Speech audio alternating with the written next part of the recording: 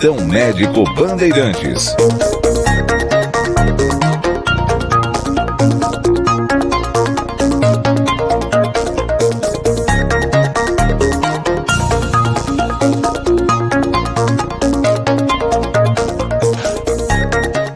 Muito bem, e abrindo então o Plantão Médico Bandeirantes de hoje em áudio e vídeo, a doutora Carla Pinto, geneticista da Elo 21. Tudo bem, doutora? Como vai? Seja muito bem-vinda, prazer enorme, hein?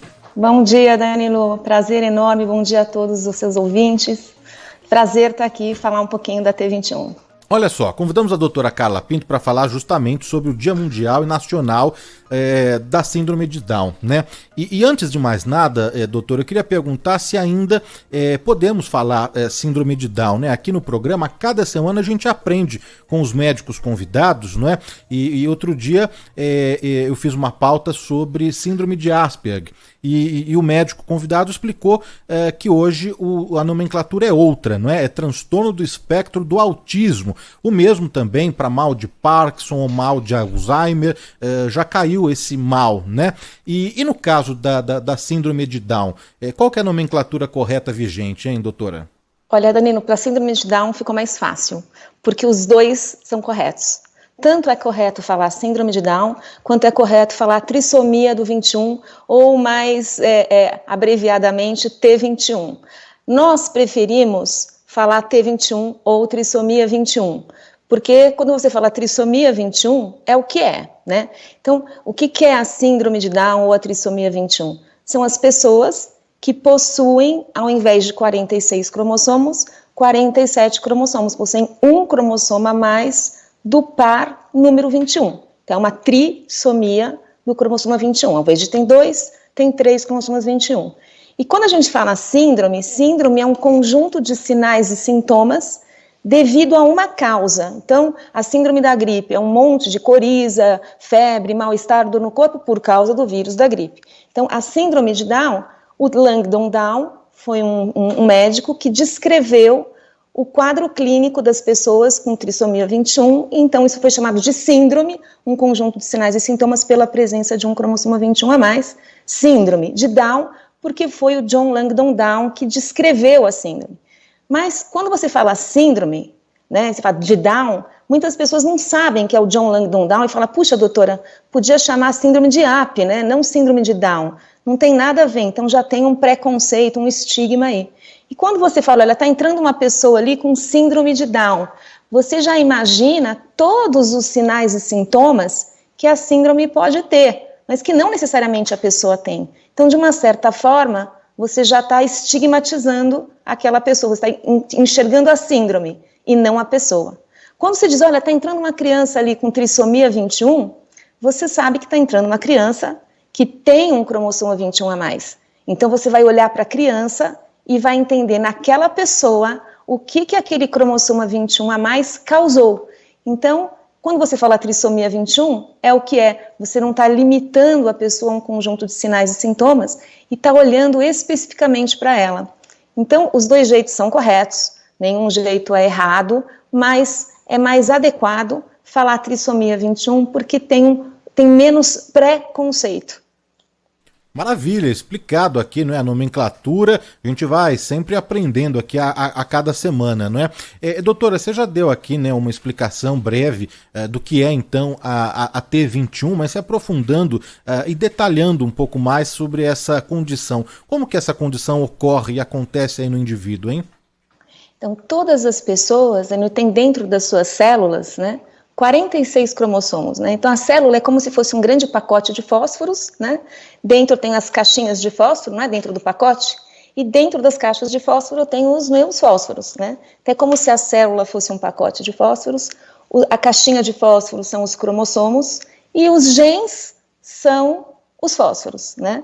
Então todo mundo tem dentro de todas as células 46 cromossomos. Metade vem do pai, metade vem da mãe. 23 vem do pai, 23 vem da mãe, né? Então quando a gente vai formar um bebê, tem uma maquininha lá no ovário, lá no testículo da pessoa, né, que vai separar um cromossomo para cada lado. Eu vou mandar só 23 para juntar 23 do meu marido e formar 46 cromossomos. 95% das pessoas com trissomia 21 tem um cromossomo a mais, porque na hora de dividir um cromossomo para cada lado, sem querer, né, ao acaso, o homem ou a mulher, geralmente é a mulher, mandou um cromossomo 21 a mais, e daí quando juntou com 23 cromossomos do outro cônjuge, deu 47. Então, 95% das vezes a trissomia ocorre porque na hora de formar o óvulo ou o espermatozoide, nessa divisão, ao acaso, a gente mandou um cromossomo a mais. E isso, a chance de acontecer de novo também é o acaso, e ela aumenta com o aumento da idade materna. 4% dos casos, esse cromossoma 21 a mais está grudado num outro cromossoma. É o que a gente chama de translocação. Então, quando eu olho no exame do cariótipo da criança, que é o exame que mostra os cromossomos, e eu vejo que aquele cromossoma 21 a mais está grudado em outro, isso pode ter sido herdado de um dos pais. Nesse caso, da translocação, se um dos genitores tiver essa translocação, a chance de acontecer de novo a síndrome de Down em outras gravidezes é maior, bem maior, do que na população em geral. E um terceiro mecanismo é o mosaico, né, em que eu tenho uma criança com 3 cromossomas 21, porque a mãe ou o pai mandou um cromossoma 21 a mais, e aí ela coloca esse 21 para fora e forma uma linhagem de células com 46, uma linhagem de células com 47.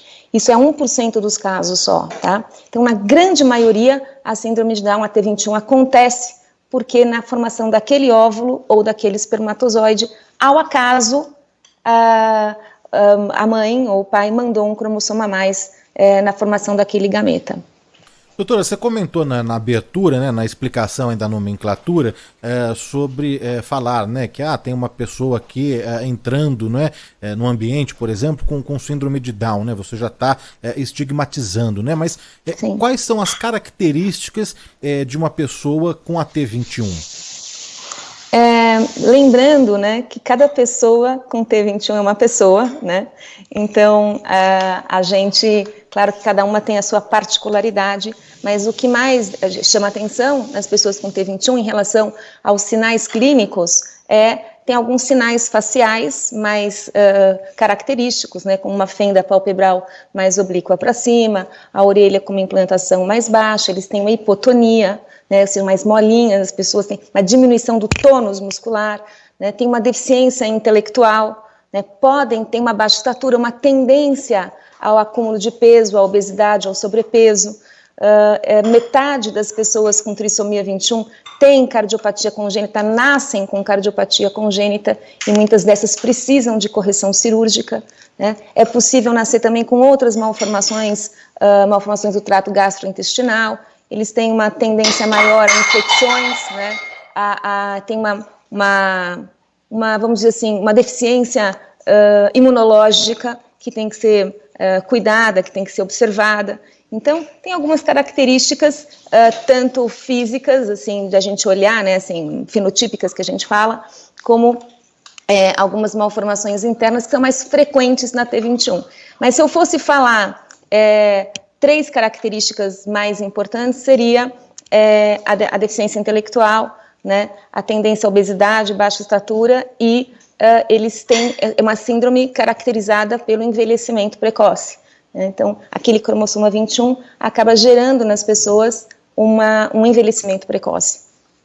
Já tem muitas mensagens aqui, muitas dúvidas para a doutora Carla Pinto, que é geneticista da Elo 21, sobre o nosso tema de hoje, né, do Plantão Médico Bandeirantes. A gente vai repassar aqui daqui a pouquinho as mensagens de áudio para a doutora Carla e também aqui a participação em texto no nosso chat do YouTube, né? Mas antes eu queria perguntar o seguinte, doutora, o diagnóstico e a descoberta, ela pode acontecer antes mesmo do nascimento?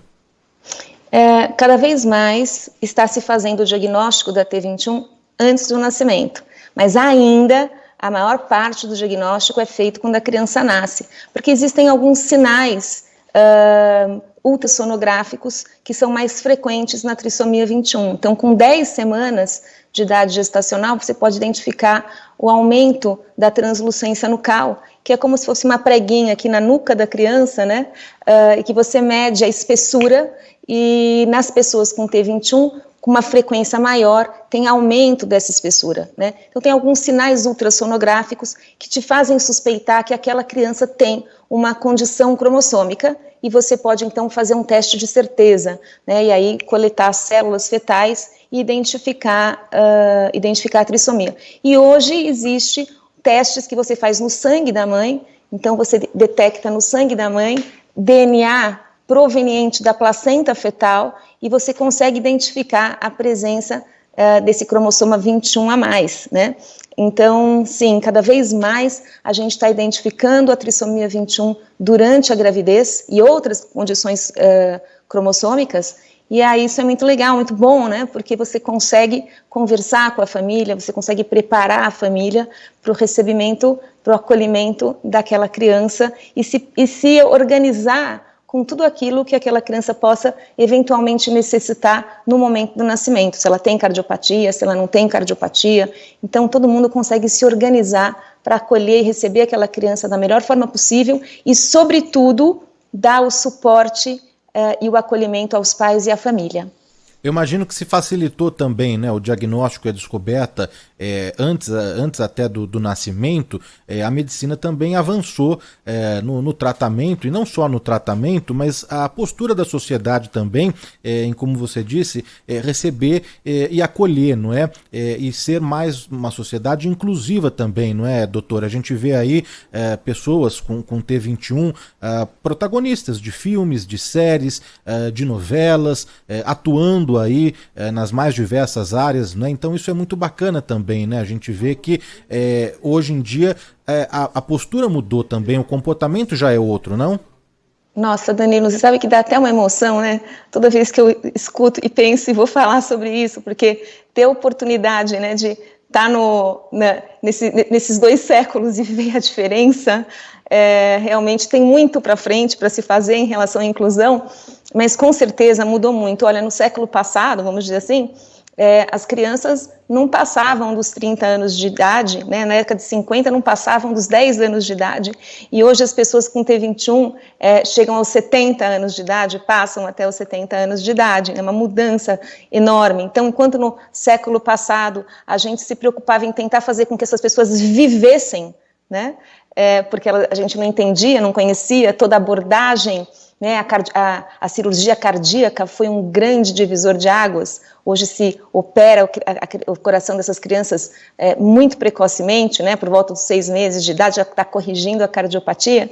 Então, mas hoje a gente não se preocupa mais tanto com as malformações, porque já sabemos a via de tratamento, né, vamos dizer assim. Hoje a gente fala de longevidade saudável, de prevenção, de melhora desse envelhecimento saudável, desse envelhecimento precoce, a gente fala de inclusão, a gente fala realmente de saúde. Hoje dá para a gente falar de salutogênese para as pessoas com T21, uma mudança, uma quebra de paradigma, e isso ensina a todos nós, né, a sermos pessoas melhores, porque aprendemos cada vez mais a inclusão, aprendemos cada vez mais a respeitar as diferenças. Então, hoje, sim, a gente vê que não dá para julgar o livro pela capa, né? Quer dizer, a gente sempre pode melhorar, e hoje as pessoas com T21, sim, vão às escolas, trabalham, casam, enfim, têm uma vida feliz, né? Incluída.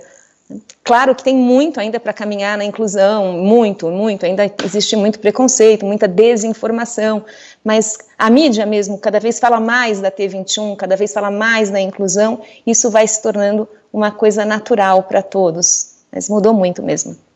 Claudete Aparecida Esteves aqui no nosso chat do YouTube, o Carlos Souza, o Jonas Teixeira, o Antônio, a Adélia da Silva Assis, a Cátia Oliveira, ouço você todos os sábados, sou de Santa Bárbara do Oeste, interior de São Paulo, o Fernando, o Antônio Garcia, o Gandalf, a Elcia, quem mais aqui? O Eduardo Reis, a Noemi Pereira. A Noemi Pereira tem uma pergunta aqui para a doutora, a gente vai repassar aqui. A Maria Fátima. A pergunta da Noemi Pereira, doutora, é se existe no SUS, né, um atendimento e um acolhimento aí para as pessoas com T21. Olha, na verdade, existe sim no SUS, claro, existe, né? E cada vez mais existe o treinamento dos profissionais médicos, né? para a abordagem específica a T21. Então, a gente tem na Santa Casa, por exemplo, tem um ambulatório específico para a trissomia 21, mas o SUS tem condições de atender as pessoas com T21 do ponto de vista médico, do ponto de vista de estimulação, né? Tanto que em 2012, saiu uma diretriz do Ministério da Saúde dizendo como que a gente cuida de uma pessoa com T21, né? E a gente tem condição de dar para essa pessoa, sim, os cuidados que ela necessita. E agora em 2021, em abril, saiu 2022, em abril de 2022, saiu também umas diretrizes novas da Academia Americana de Pediatria, que estão veiculando muito entre os profissionais da saúde, extremamente completa, extremamente moderna, extremamente factível, que nos orienta a como cuidar da melhor forma possível das pessoas com T21 do ponto de vista médico, do ponto de vista inclusive focando a inclusão, focando a educação, focando o trabalho, envolvendo todos os profissionais de saúde nesse sentido.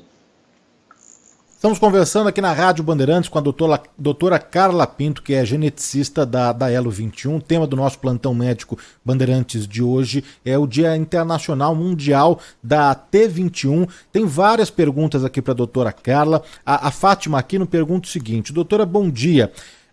Um casal com T21 pode ter filhos? Essa aqui então, a gente vai separar, né? Assim, em tese, sim, né? As mulheres com T21 são férteis, né?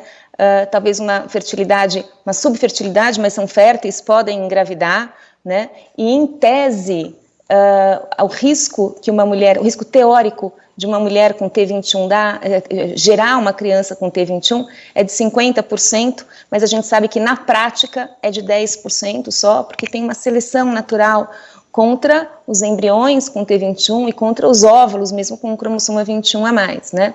Mas em tese, as mulheres com T21 são férteis, né? E podem engravidar, e a chance de ter uma criança, então, o risco na prática de ter uma criança com T21 é de 10% e 90% da criança ter 46 cromossomos. Os homens, né, são inférteis ou muito subférteis, tem raríssimos casos publicados no mundo de homens com T21 que engravidaram. E esse tema, Fátima, é um tema assim, super importante, porque existe, né, assim, a medicina é uma ciência de verdades transitórias, acho que nem é uma ciência, é uma arte, mas é de verdades transitórias. Então, assim, é muito difícil avaliar a fertilidade nos homens com T21, né, porque tem toda uma dificuldade de coleta, né, de fazer o exame, de você pedir um espermograma, por exemplo, para um adolescente, né, com T21. Mas, de qualquer forma, o que eu posso te dizer hoje é que os homens com T21 são inférteis ou muito subférteis, então a chance de uma gestação num casal com T21, ela é pequena, né?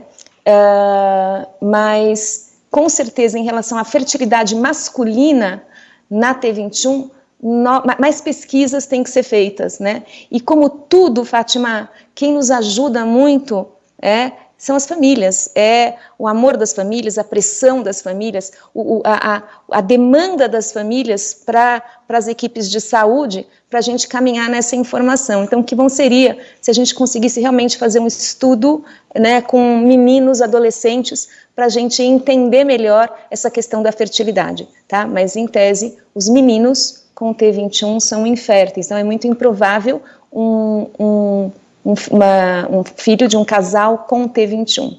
Os relatos de homens com T21 que tiveram filhos são raríssimos na literatura, mas existem. Carlos Henrique da Praia Grande, estou adorando o programa, a participação da doutora Carla, o Ari de Souza também, programa muito inteligente, não perco aqui as entrevistas, e tem perguntas em áudio também chegando aqui para a doutora Carla Pinto. Vamos ouvir a primeira aqui. Meu nome é Miriam, eu moro na Penha. Bom dia, Danilo. Bom dia, doutora.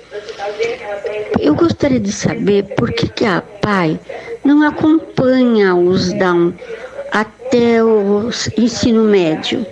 Eles conseguem, às vezes, até fazer até a 8ª ou 9ª série, mas no ensino médio ninguém liga para eles numa sala de aula, porque não tem ninguém preparado para isso.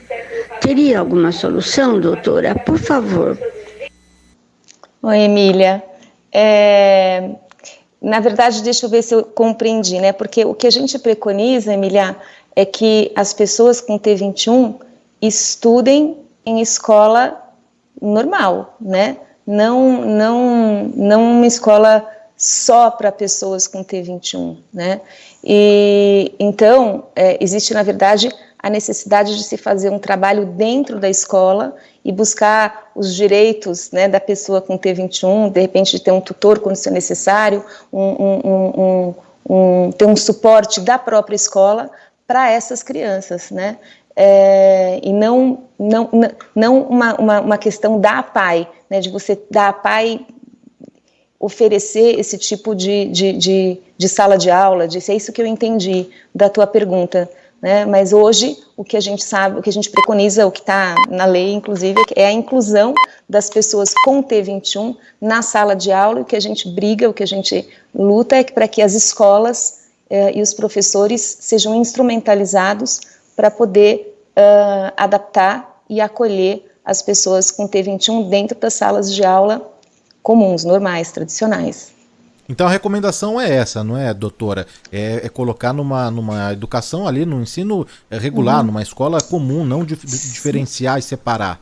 Sim, e com certeza essa é uma dificuldade muito grande. Isso eu concordo muito, sabe, que é você estar ali na escola, e os pais são muito protagonistas nisso, que é estar na escola brigando para que a criança realmente tenha um acompanhamento, tenha realmente as necessidades específicas dela atendidas, né? E ainda existe muito preconceito de que uma pessoa com T21 dentro de uma sala de aula tradicional, né, comum, normal, possa atrasar a aula, atrasar o grupo ou coisas do gênero, e a gente sabe que é justamente o oposto. Esse contato com a diversidade faz com que os alunos saiam muito mais maduros, muito mais humanos, muito mais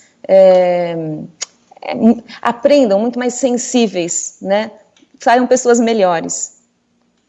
Tem muitas mensagens. Oi, doutora. Não, te interrompi? Eu me pergunto assim, claro que é maravilhoso para a pessoa com T21 o contato com pessoas sem T21, né? Claro, isso puxa para cima, e cada vez mais, Danilo e Emília, a gente vê pessoas com T21 tendo amigos com e sem T21. Essa juventude que está vindo mais inclusiva, e está vindo por esse movimento dos pais. Mas eu me questiono, eu acho que as pessoas sem T21 ganham muito mais com esse contato. Não, eu ia falar que tem muitas mensagens aqui para a doutora Carla, tem o Paulo Latuf Filho, Paulinho, e ótima e esclarecedora entrevista com a doutora Carla. Gostaria de mandar um abraço, que tive o prazer de conhecer na Unicamp ainda no início da sua brilhante carreira. Está feito aqui o registro para a doutora Carla. A Maria Marinheiro, do bairro do Ipiranga, está adorando o programa. Quem mais aqui conosco? A Lúcia Maria Messina, da Vila Mariana. Ela pergunta aqui o seguinte: assim como o espectro autista, a T21 também se manifesta de forma diferente em um indivíduo para o outro? É claro que cada um tem a sua individualidade e a sua particularidade, mas as características ali, elas se manifestam de formas diferentes, então, doutora? Completamente diferentes, né? Uma pessoa com T21 não é igual a outra, em absoluto. Só eles são irmãos na questão da deficiência intelectual, que é variável de um para outro, e são um modelo de envelhecimento precoce. Lembra, isso é o que os une todos, invariavelmente. Mas aqui eu vou responder de uma outra forma. Não existe grau de síndrome de Down, né? Não existe tipo nem grau.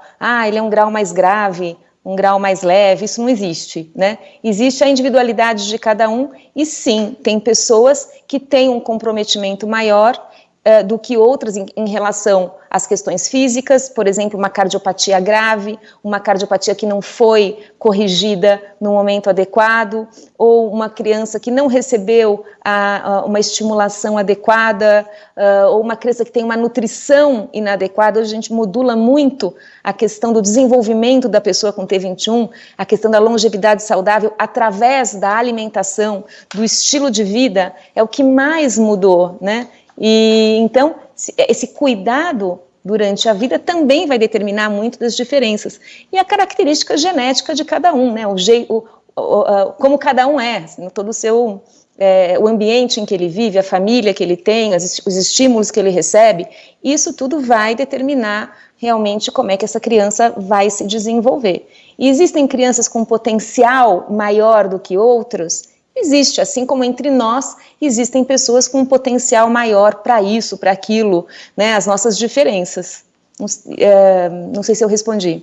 Sim, perfeitamente. A gente vai colocar aqui mais mensagens dos nossos ouvintes para a doutora Carla, mas antes queria perguntar o seguinte: por que, doutora, quando a gente fala em portadores, né, de T21, as pessoas já falam, né, que ou são muito carinhosos ou são até o oposto, agressivos. Isso procede de alguma forma ou não? Amei a pergunta, porque já dá para responder duas. Primeira, a gente não fala portador, tá? Tá. Então, portador de síndrome de Down, portador de T21 não existe, porque a pessoa não porta a síndrome, não é uma coisa que ela coloca e ela tira, né? Ela tem a T21, ela é uma pessoa com T21, né? Então, a gente não fala portador. E a outra questão foi desculpa? Tem pessoas que falam, né, que as pessoas, elas são ou muito carinhosas ou muito agressivas, né? O que a gente vê na T21, e a gente vê muito isso, é o seguinte: a pessoa com T21 vai dar em dobro aquilo que ela recebe, né? Então, assim, se ela recebe amor, ela vai te devolver amor em dobro. Se ela recebe agressividade, ela vai responder em dobro com a agressividade, né? Então, se ela vive num ambiente carinhoso, ela será invariavelmente uma pessoa carinhosa. Se ela vive num ambiente em que a mãe bate, né, enfim, que ela vê muita agressão, ela será agressiva também. Então, eles tendem a devolver em dobro aquilo que eles recebem, né? E então é uma bobagem dizer que eles são mais carinhosos. O que existe na T21, que eu queria ressaltar, é o seguinte: as pessoas com T21, elas compreendem muito melhor do que elas se expressam, né? Então, se você ouve uma pessoa com T21 e julga essa pessoa pela fala, né, você está nivelando ela por baixo, porque ela compreende melhor. Então, há que se ter um tempo para escutar essa pessoa com mais cuidado, com mais atenção, para você poder se comunicar melhor com ela. E nessa dificuldade da expressão, muitas vezes nessa dificuldade de expressão, você pode, a pessoa pode se enrolar um pouquinho, a pessoa com T21 pode se enrolar um pouquinho. Então, você buscar fazer perguntas mais objetivas, mais curtas, com respostas mais curtas. Então, você vai ter a pessoa também mais tranquila e se relacionando de uma forma mais saudável e melhor com você, né? Ela vai ser mais respeitada nas necessidades dela. Então, esse é um ponto importante em relação ao relacionamento com uma pessoa com T21. Mas a amorosidade e a agressividade, ela vai dar em dobro o que ela recebe. Então, como ela vai ter mais facilidade com perguntas, com respostas mais simples, a pessoa com T21, ela tende a ir mais para o que é mais concreto, né? Então, não tanto pelo abstrato. Então, ela acaba sendo uma pessoa que você tem que se relacionar de uma forma mais objetiva, mais concreta, mais para se relacionar bem, né? Talvez um pouco mais de ingenuidade em relação a isso, que você tem que ir mais para o concreto para explicar as coisas, mas não essa questão da amorosidade e da agressividade. Se você mimar uma criança com T21, ela será uma criança mimada, como todas as outras. Então, isso é uma outra coisa importante, né? Para a criança ter realmente uma longevidade saudável, uma inclusão social, ela precisa ter autonomia. Então, para ela ter autonomia, ela tem que ser olhada como uma pessoa, como qualquer outra, com os não humanizadores, com as castrações normais, sem nenhuma deferência porque ela tem T21. Agora, ser amada não significa não ser educada. E ser amada vai ser ótimo, porque ela vai devolver em dobro todo esse amor que ela receber. O Jaime de Lanze participando aqui do nosso programa, e hoje é aniversário do Jaime, então mandar um abraço aqui pro Jaime, que completa 64 anos. Parabéns, viu, Jaime? Muitas paz, muita saúde. A Nelly Melo mandou mensagem pelo Instagram, tá curtindo demais a entrevista. A Regina Barros, em São Carlos também, aqui acompanhando atentamente. Quem mais tá aqui conosco? A Lídia Montresol, o Vladimir Luquezzi, o Vitor Meira tem um relato aqui pra doutora. Eu tenho um filho de 12 anos com T21. Descobrimos ainda na gravidez e no nosso caso já nos preparamos para recebê-lo da melhor maneira possível. É o amor das nossas vidas. Doutora, falando um pouco agora sobre o acolhimento, né, e sobre estar preparado, como o ouvinte colocou aqui, para receber, né, nessa situação. Como, né, encontrar uma rede de apoio para dar esse suporte, para tirar dúvidas, para os esclarecimentos todos, né? Você é geneticista da Elo 21. A Elo 21 é uma rede de apoio, de acolhimento? Como que funciona? A Elo 21 é uma associação que nasceu do ambulatório que a gente montou lá na Santa Casa. Ela não tem vínculo com a Santa Casa, mas são profissionais que vieram de lá, que a Santa Casa montou há 23 anos atrás, um ambulatório multidisciplinar de síndrome de Down, né? E daí nasceu a Elo 21, que é uma associação que atende pessoas com T21, 90% dos atendimentos são, mas também pessoas com outras condições genéticas e familiares, né? E lá tem, então, toda a equipe de reabilitação, praticamente a grande maioria das especialidades médicas, né, e de possibilidades terapêuticas para as pessoas com T21, e o foco é não só a pessoa com T21, mas a sua família, né? Então, quando a gente fala, a gente precisa gerar mais saúde para a pessoa com T21, para que ela tenha uma longevidade saudável, não dá para fazer isso sem que a família inteira tenha um estilo de vida com mais saúde, né? Então, o acolhimento não tem que ser realmente só para a criança, ele precisa ser para a família como um todo. E tudo começa no momento da notícia, né? Então, o momento da notícia, ele é fundamental e ele é feito pelos médicos, pelos profissionais de saúde. A gente fez um trabalho há uns 3 anos atrás, sobre como as famílias tinham recebido a notícia de que o filho tinha T21, e a gente viu que mais de 80% das famílias relatavam uma forma de receber a notícia desastrosa e que acabava gerando aí uma ferida de difícil correção ao longo da vida, né?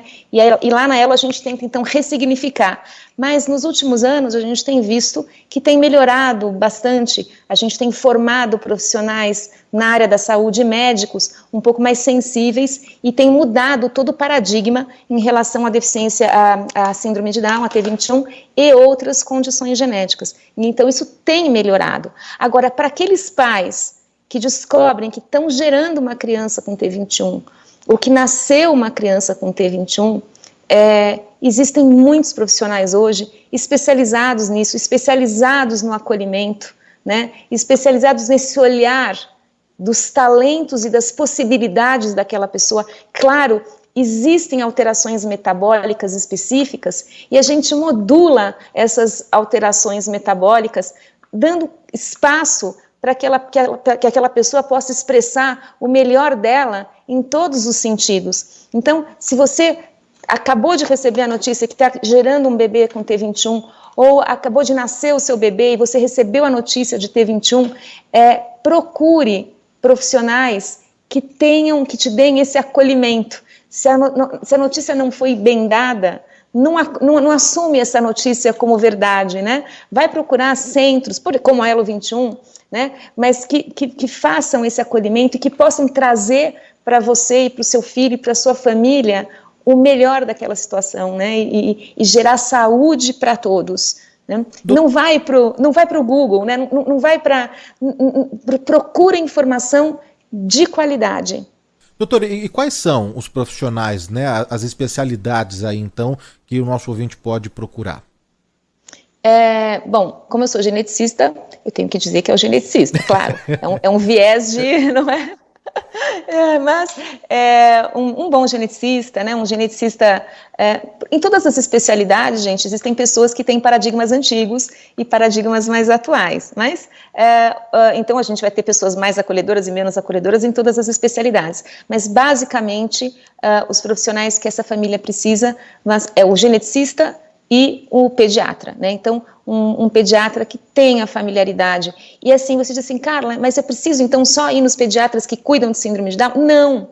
Você pode ter o teu pediatra de confiança, do coração, que já é de repente pediatra de outros filhos seus, e você pode ter o apoio de um pediatra que é mais familiarizado, que estudou mais a T21 e fazer uma rede de apoio para você, uma rede pró-saúde, né? Uma rede para a gente ter o melhor da família como um todo. Você não precisa necessariamente ir para um lugar só de T21 e lá ficar, mas ter o apoio de profissionais que conhecem bastante e que vão fazer esse link com o seu pediatra, com aqueles profissionais que são próximos da sua casa, para que a família inteira se sinta mais confortável.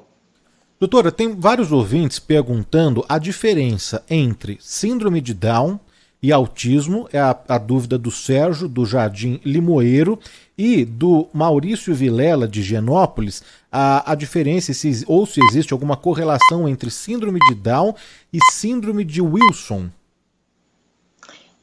Não tem nada a ver, né? A síndrome de Down e síndrome de Wilson não tem nenhuma correlação, nada. E a síndrome de Down com o autismo, acontece o seguinte, a síndrome de Down, então, é uma condição cromossômica, né? Ela está dentro das cromossomopatias, das alterações lá das caixinhas de fósforo, como eu falei no começo da nossa entrevista. O autismo, ele é uma condição que tem várias causas, vamos dizer assim, né? Então, existe uma base genética, uma predisposição genética para o autismo sempre, existe uma base genética, mas existe um monte de fatores ambientais, né, que vão determinar que aquela pessoa tenha o autismo. Então, ele não é necessariamente devido à presença de um cromossomo a mais. Agora, existe o duplo diagnóstico, né? Cerca de 10% das pessoas com T21 têm também autismo, né? E então isso acontece. E quando você tem aquele cromossomo 21 a mais, ele pode te predispor, por isso que eu tenho 10% em média das pessoas com T21 tem o diagnóstico também de autismo. Este diagnóstico é muito desafiador, né? Então o pessoal lá do DSMIG, que é a Associação Americana de Investigação da T21, esse ano está discutindo e vai publicar diretrizes sobre esse duplo diagnóstico de autismo na T21. Ele é desafiador porque uma criança pequena, né, com a deficiência intelectual da T21, fica mais difícil para você dizer isso aqui é da T21 ou será que é um autismo, né? E ainda a gente tem que hoje as crianças são crianças filhas, vamos dizer assim, da pandemia, de um isolamento, de um medo que já trouxe para as crianças, mesmo sem T21, alterações de comportamento. Então esse diagnóstico é muito desafiador, né? Mas existe, e por que ele é importante de ser feito? Porque aí a conduta, o tratamento, a abordagem com a criança é diferente. Você tem que somar as questões da T21, as questões e o tratamento em relação ao autismo. Mas a correlação é essa, não são a mesma coisa, não é obrigatório, mas a presença da trissomia, ela aumenta o risco da criança ter o autismo. Doutora, na reta final aqui do nosso bate-papo, é claro que não dá para a gente falar, né, em uma hora aí sobre tudo e trazer todos os detalhes, né? Mas ficou faltando, não é, falar sobre algum ponto, algum item que seja fundamental aí para a gente entender e poder trazer aqui para a discussão e abrir isso para os nossos ouvintes também sobre a T21? Eu acho que fica o aprendizado, né? A T21 é um grande aprendizado, nós somos gratos à T21, porque como ela é um modelo de envelhecimento precoce, tudo aquilo que é bom para T21, para a pessoa com T21, é excelente para a gente. Então, para quem não tem esse cromossomo a mais, então a gente aprende com a T21, a gente aprende com a T21 a mudar paradigmas, quebrar paradigmas e estar aberto para novos caminhos, né? E aí a T21 também nos ensina a mudar a conduta, o pensamento e o tratamento de outras condições genéticas, como a T18, por exemplo, né? Então, eu acho que fica aqui a celebração do Dia Internacional da T21, sobretudo quebrando para a gente os paradigmas da deficiência intelectual, né? Mostrando a inclusão, fazendo com que a gente seja seres humanos melhores. E só lembrando as famílias e as novas famílias que estão chegando, de buscar realmente profissionais que os acolham, principalmente nesse começo, e se você já tem um adolescente com T21, também procure, porque sempre há tempo da gente buscar e promover uma longevidade saudável e com inclusão, com autonomia para a pessoa com T21. E essa autonomia passa também por um aprendizado por parte dos pais, né, de empoderamento. Então, é a gente estimular os talentos e acreditar nas possibilidades. Olha só, passar aqui as redes sociais, os contatos, DRA doutora Carla Pinto no Instagram, doutora Carla Pinto no Instagram, e o ouvinte pode seguir também @elo21oficial. Elo21 Oficial, e por lá tem várias dicas, tem lives, né? Tem dúvidas aqui que a doutora e toda a equipe da Elo21 vai esclarecendo aqui em contato direto aí com os seguidores. Doutora, obrigado, viu? Não só pelos esclarecimentos, pela participação aqui no programa, mas para nos ajudar também, não é? A entender melhor, e muito importante mesmo a gente falar sobre esse assunto aí na esteira do Dia Internacional da T21. Danilo, muito obrigada. Eu queria deixar os ouvintes à vontade para mandar perguntas. Realmente a gente responde, né? E com muito prazer, com muita alegria. Eu queria agradecer a delicadeza e o acolhimento dos seus ouvintes. E muito obrigada pela oportunidade de falar um pouquinho de um assunto que é tão importante para todos. Obrigado, bom fim de semana. Para vocês também.